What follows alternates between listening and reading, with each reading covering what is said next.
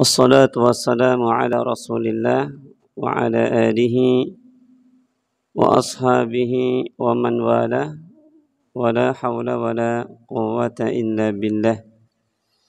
نسأل الله عز وجل بمنه وكرمه أن يعلمنا ما ينفعنا وينفعنا مما علمنا ويزيدنا علما وهدى وتقوى إنه ولي على ذلك وقادر عليه. Baik, kita lanjutkan pembacaan kitab Kun Salafiyan Alal Jadah karya Fadilatu Syekh Dr. Abdul Salam bin Salim As-Suhaimi hafidhahullahu ta'ala. Semoga kita bisa mengambil faidah di dalam pembacaan kitab beliau yang barangkali ada kesalahan dalam menterjemah ataupun bacaan nanti bisa dikoreksi. Baik, kita lanjutkan. Kemarin kita masih membacakan muqaddimah. Belum masuk kepada isi kitab.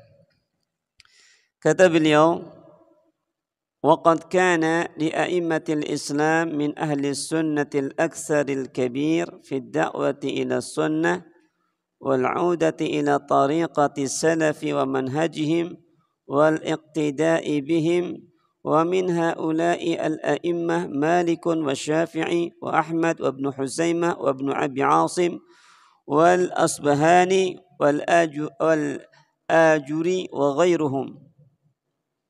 Jadi di antara para a'immah, di antara para ulama yang memiliki pengaruh besar, pengaruh besar terhadap perkembangan dakwah sunnah, dakwah yang mengajak kepada jalan ataupun tariqah para salaf, orang-orang saleh terdahulu, dan tata cara ibadah mereka, itu di antara para ulama yang memiliki pengaruh besar terhadap dakwah sunnah ini adalah Imam Malik yang dikenal dengan Al-Imam Darul Hijrah. Kenapa Al-Imam Malik dikenal ataupun dijuluki Al-Imam Darul Hijrah? Karena beliau di dalam menuntut ilmu dari satu daerah ke daerah yang lain. Kalau sekarang mungkin bisa naik kendaraan mobil, dan kalau dahulu para ulama terdahulu ketika mereka belajar, mereka harus berjalan kaki, bukan sehari dua hari, ya, bisa mencapai sebulan ataupun dua bulan perjalanan mereka di dalam menuntut ilmu. Makanya ilmu mereka itu berkah. Kenapa? Hasil perjuangan mereka yang penuh dengan ketulusan, keikhlasan. Jadi di antara yang memiliki pengaruh besar terhadap dakwah sunnah ini adalah Imam Malik. Kemudian juga Al-Imam Syafi'i rahimahullahu ta'ala, Imam Ahmad, Imam Ibn Huzaimah, Imam Ibn Abi Asim, Al-Imam Al-Asbahani, Al-Imam Al-Ajuri wa ghairuhum, dan selain mereka. Thumma Syekhul Islam Ibn Taimiyah rahimahullahu ta'ala wa talamidhihi. Jadi Syekhul Islam itu belakangan. Lebih dahulu Imam Malik, Imam Syafi'i. Kemudian yang ikut andil, yang memiliki pengaruh besar di dalam perkembangan dakwah sunnah ini, ya, juga termasuk Syekhul Islam Ibn Taimiyah rahimahullahu ta'ala beserta para murid-muridnya. Siapa di antara murid-muridnya? Murid-murid Syekhul Islam siapa? Al-Imam Ibnul Qayyim Al-Jauziyah rahimahullahu ta'ala. Termasuk juga murid-murid beliau murid-muridnya Syekhul Islam Ibn Taimiyah rahimahullah ta'ala adalah Al-Imam Ibnu Katsir rahimahullah ta'ala dan juga Al-Imam Az-Zahabi. Al-Imam Az-Zahabi. Kemudian setelah itu muncul ya, yakni Al-Mujaddid Syekhul Islam Muhammad bin Abdul Wahhab rahimahullahu taala. Jadi Syekh Muhammad bin Abdul Wahhab ya termasuk orang yang belakangan dibanding siapa? Dibanding Al-Imam Malik, Imam Syafi'i, Imam Ahmad. Wa a'immatu da'wah man ba'dahu. Kemudian setelah Syekhul Islam ataupun Syekh Muhammad bin Abdul Wahhab rahimahullahu ta'ala, kemudian para imam-imam yang lain. Para imam-imam dakwah yang lain yang terus dari zaman ke zaman ya mendakwahkan dakwah sunnah ini. Mendakwahkan dakwah sunnah, yakni dakwah salafiyah yang mengajak kepada agama yang murni yang dibawa oleh para sahabat, yang dibawa oleh Rasulullah dan juga diamalkan oleh para sahabat radhiyallahu taala anhum.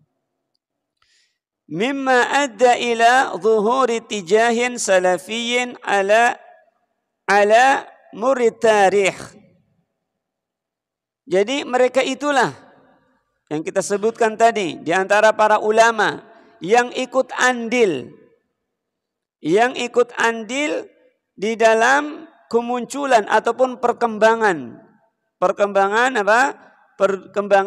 dakwah salafiyah ataupun dakwah salafi ini seiring dengan berjalannya waktu sampai kita hari ini yang berada dari daerah yang jauh kita bisa mengenalnya.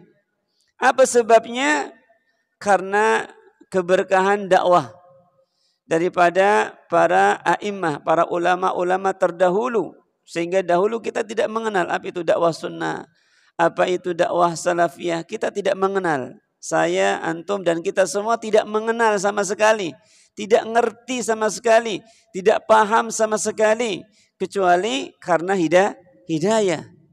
Kecuali karena hidayah yang Allah berikan, yang Allah pilihkan kepada sebagian hamba-hambanya. Yustasqa. Kemudian dengan perkembangan dakwah tersebut maka tersiramilah, menyirami pondasi-pondasi akar-akar agama, akidah yang bersumber dari kitab Allah wa sunnati rasulih. Yang bersumber dari apa? Dari Al-Quran dan juga sunnah Rasulullah sallallahu alaihi wasallam wa sirati salafis salih. Kemudian dakwah tersebut menyirami perjalanan kehidupan para salaf, orang-orang saleh terdahulu, sehingga seluruhnya tegak membantah ahlul bid'ah, membantah berbagai macam kebid'ahan. Yakhruju an hadhihi al-usus, yang telah menyusup ataupun yang telah menyimpang keluar dari dari asas-asas ataupun pondasi-pondasi agama yang bersumber dari Alkitab dan Sunnah. Jadi kita masih membacakan muqaddimah penulis kitab ya. Belum masuk kepada pembahasan. Wa qad ataltu fi bayani hadzal amr wa tawdihihi. Makanya kata beliau, sengaja saya memperpanjang di dalam muqaddimah ini, di dalam menjelaskan masalah ini. Kenapa? Kata beliau, sengaja saya memperpanjang masalah ini. Di dalam kitab beliau, di dalam muqaddimah beliau, karena kata beliau, li'annana nasma'u wa naqra'u man yat'anu fi salafiyah. Karena kami mendengar, karena kami membaca tersebarnya orang-orang yang mencela dakwah salafiyah, mencela dakwah salafiyah. Wa tasammi biha aw yadda'i annaha hizbiyah. Ada yang tidak tidak sesuai, ataupun ada yang tidak mau menamakan dengan dakwah salafiyah. Atau juga ada yang mengatakan bahwasanya dakwah salafiyah ini adalah dakwah hizbiyah ataupun dakwah ya golongan-golongan, kelompok baru, gitu. Ya. Wa annahu la farqa bainaha wa bainal jama'atil hizbiyah al-mu'asirah. Sehingga tidak ada bedanya antara dakwah salafiyah dengan kelompok-kelompok gerakan-gerakan Islam yang berkembang di zaman ini. Ada yang mengatakan demikian. Wa qad yaqulu al-ba'du bi anna muassis salafiyah huwa al-Imam Muhammad bin Abdul Wahhab rahimahullahu taala. Sebagian lagi ada yang mengatakan bahwasanya pendiri dakwah salafiyah itu adalah Syekh Muhammad bin Abdul Wahhab rahimahullahu taala. Padahal Syekh Muhammad bin Abdul Wahhab termasuk ya dai, ulama yang datang belakangan. Yang lebih dahuluan siapa yang lebih dulu? Imam Malik, Imam Syafi'i, Imam Ahmad itu yang lebih dahulu mendakwahkan dakwah salafiyah ini, mendakwahkan dakwah sunnah ini. Wal haqiqah, yang sebenarnya annal imama Muhammad ibn Abdul Wahhab innama huwa da'iyah min du'ati salafiyah. Bahwasanya al-imam Syekh Muhammad bin Abdul Wahhab rahimahullahu ta'ala, beliau adalah salah satu da'i. Sudah ada yang mendahului daripada Syekh Muhammad bin Abdul Wahhab rahimahullahu ta'ala. Akan tetapi beliau salah satu di antara da'i yang menyeru kepada dakwah salafiyah, yang mengajak kepada kemurnian akidah, kemurnian tauhid, dan beliau adalah pembaharu ya ahya, yang beliau menghidupkan rambu-rambu dakwah yang telah punah, yang telah usang. Kemudian beliaulah yang mengembalikan kemurnian akidah di jazirah ini di Saudi Arabia.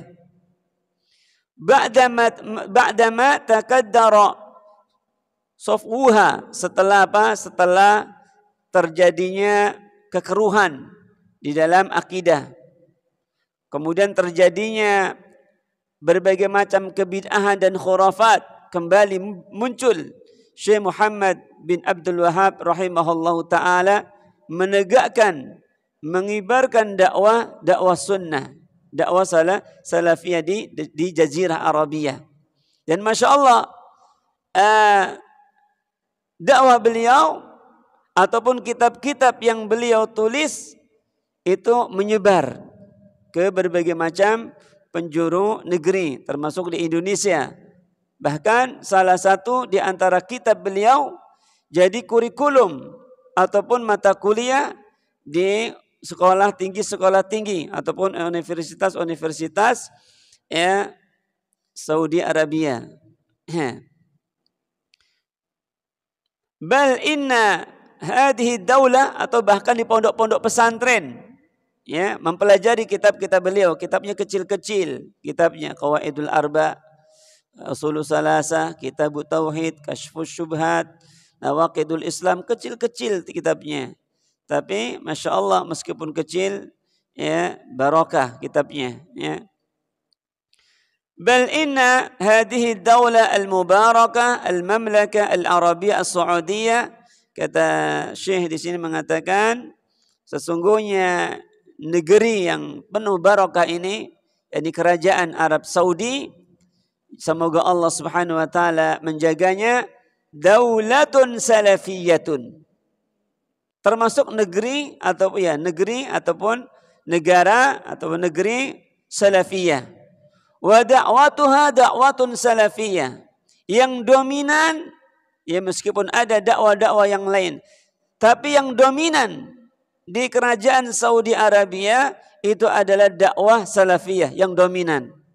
Dakwah salafiyah yang mengajak kepada kemurnian tauhid, mengembalikan agama ini kepada generasi terbaik. Kama nassa ala dzalika, sebagaimana dipaparkan, dijelaskan, sampaikan oleh Raja Abdul Aziz bin Abdul Rahman Al Saud, ya. Haitsu qala fi khitabihi, tatkala beliau menyampaikan ketika menyampaikan dalam khutbahnya, alladzi alqahu fi haji, ketika beliau menyampaikan pada musim haji pada tahun 1365 Hijriah, beliau mengatakan, innani rajulun salafi. Sesungguhnya aku adalah seorang salafi, kata beliau. Wa aqidati hiya salafiyah. Dan akidah saya itu adalah akidah salafiyah. Nanti lebih rincinya kita akan membahas di dalam bab, ya, isi dalam kitab ini. Apa itu makna sunnah, apa itu makna ahlu sunnah, makna salaf, makna salafi, dan seterusnya. Allati amshi bimuqtadaha 'ala al-kitabi was sunnah, yang aku berjalan, ya, berdasarkan Alkitab dan sunnah. Wa qala fil khitabati nafsi, kemudian beliau juga menyampaikan khutbah dalam waktu yang lain, beliau mengatakan, in yaqulun, mereka menjuluki, menamai itu adalah innana Wahhabiyah. Sesungguhnya kita ini adalah Wahhabiyah, pengikutnya Syekh Muhammad bin Abdul Wahhab. Wal haqiqah, pada hakikatnya kita bukan pengikut, ya, Syekh Muhammad bin Abdul Wahhab rahimahullahu taala. Hanya saja kita mengambil ilmu, mengambil faedah daripada kitab-kitab yang beliau tulis, daripada dakwah-dakwah yang beliau sampaikan, yang isinya tidak lepas daripada Al-Quran dan Sunnah. Seperti kitab Tauhid yang kita bacakan, itu adalah kitabnya Syekh Muhammad. Dan isinya apa? Yang kita dengarkan setiap kita bacakan ayat Al-Quran, hadis-hadis Nabi, perkataan para sahabat, di mana letak kekeliruannya. Sedangkan yang beliau dahulukan adalah Al-Quran. Sampai di muqaddimah kitab beliau, ketika beliau menjelaskan tentang tema judul kitab Tauhid, Bismillahirrahmanirrahim, langsung menyebutkan ayat Al-Quran. Karena beliau lebih mendahulukan apa? Mendahulukan Al-Quran. Kemudian kata Raja Abdul Aziz, beliau mengatakan, annana salafiyun muhafizuna ala dinina, bahwasanya kami ini adalah salafiyun. Jadi salafiyun adalah orang-orang yang mengikuti generasi terbaik, ya, berusaha mengikuti jejak generasi terbaik. Ini para sahabat Rasulullah sallallahu alaihi wasallam yang menjaga agama ini.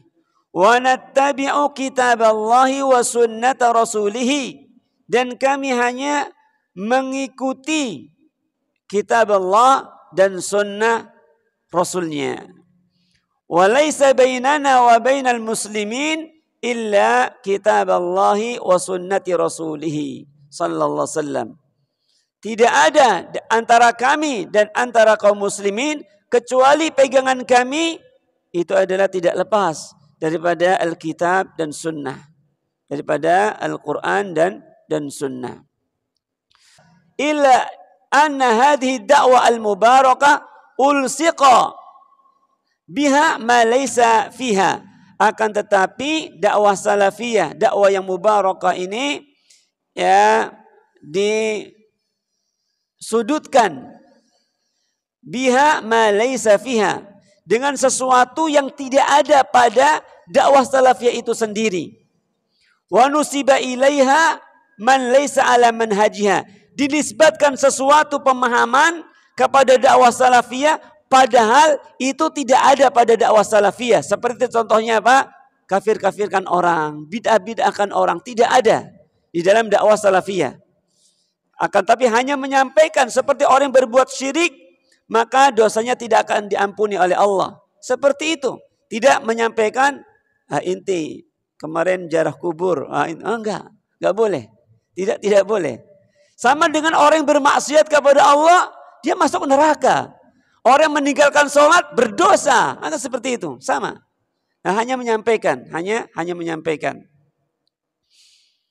Mimma syawwahu jamalaha wa ghayyara haqiqataha wa nafara minha wa zahadan nas fiha. Kemudian akhirnya apa? Karena dinisbatkan dengan sesuatu yang tidak ada pada dakwah salafiyah itu, akhirnya mencemarkan nama baik. Ataupun keindahan dakwah salafiyah ini tercemari. Kemudian wa ghayyara haqiqataha, akhirnya berubah hakikat yang sebenarnya. Kemudian wa nafara minha, yang membuat orang lari darinya. Wa zahadan nas fiha, yang pada akhirnya manusia, orang-orang menjauh daripada dakwah salafiyah.